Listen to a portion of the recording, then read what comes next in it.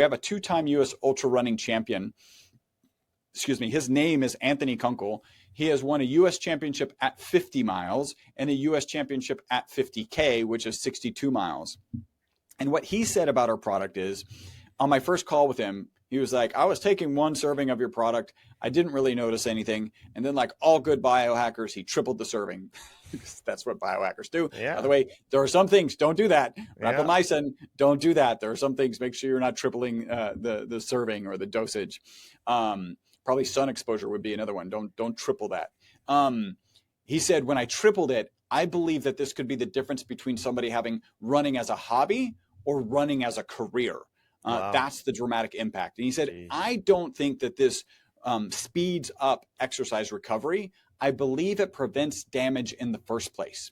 And he said this because he's super analytical, like he's just a stellar biohacker and an amazing athlete. He said, on the last 5 miles of a 50-mile run, which is a phrase you don't hear very often, where strength and stability were previously a problem. Unless you're talking to David Goggins. Right. Yeah, exactly. The strength and stability are no longer a problem, which is indicative of this kind of, if anybody has multiple streams landing in their prairie, it's this guy, Anthony Kunkel, who's running 200 miles a week right now. And then if he's got this sponge, then it's not doing the damage. So the prairie doesn't have to be reworked after every exercise bout. Jeez. So the ESS60 molecule kind of holds on to that stress. So it doesn't do real damage. And then when he gets back and does all his biohacks, his red light therapy, his cold plunge, everything that he's doing to recover, then it can actually squeeze out that ESS60 molecule, manage that stress appropriately in a non-damaging way. And then he's set for the next day where he's going to run more than I run in a month, probably. So, so that's kind of the framework that we think of this molecule. That's really interesting. So yeah, this is the first time I've ever heard of anything that would prevent the damage of these stressors in the first place, rather than just expediting their recovery or maybe simply dispersing the damage that's done in the process.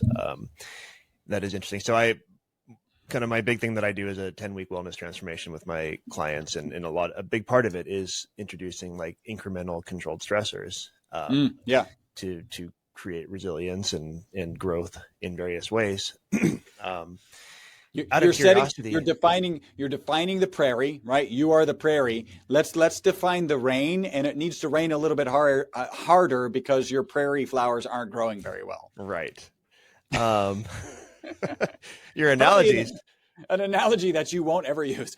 Probably not, but so wait a minute, Drew. So I'm the flowers, or I'm the I don't know what's going on here. I'll be the rain cloud today. But this, I have a question for you. So you think about something like weightlifting for muscle growth, right? So you're doing damage, and in the process of creating that damage to your muscle tissue, in the repair is where you get the growth, right? That hypertrophy. Yep.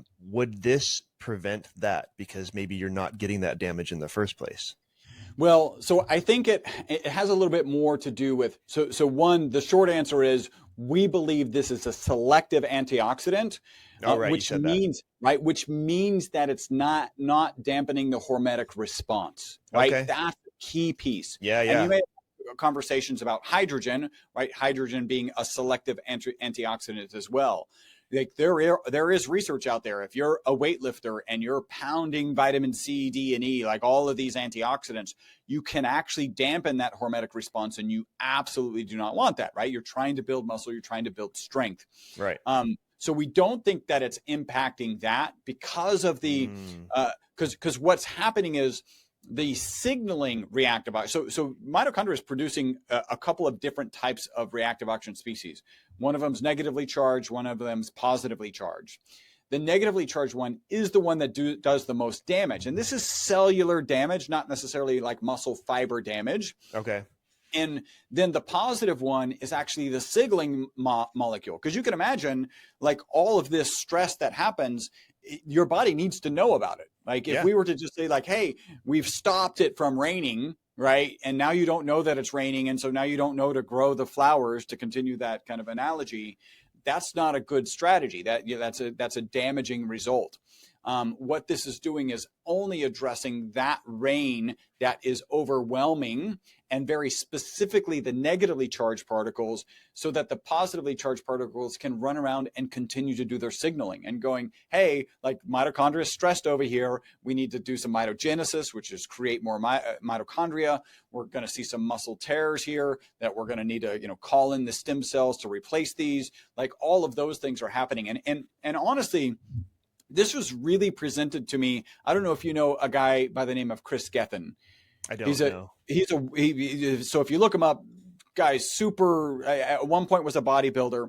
I got the chance to hang out. Actually, my wife and I got the chance to hang out with him at a wellness event in Tulum, Mexico. And I remember the first time I saw his presentation. He's a good friend. He loves our product. I'm constantly giving him our product.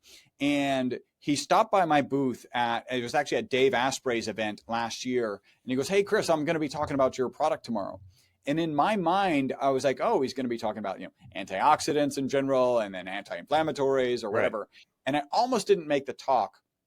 And I'm so glad I did, because like the last 5 minutes was about MyVitalC and how it is a selective antioxidant that does not dampen the hormetic response. Okay. And so that you're continuing to build that muscle, you're continuing to build that strength, you're just reducing the oxidative damage that happens during it.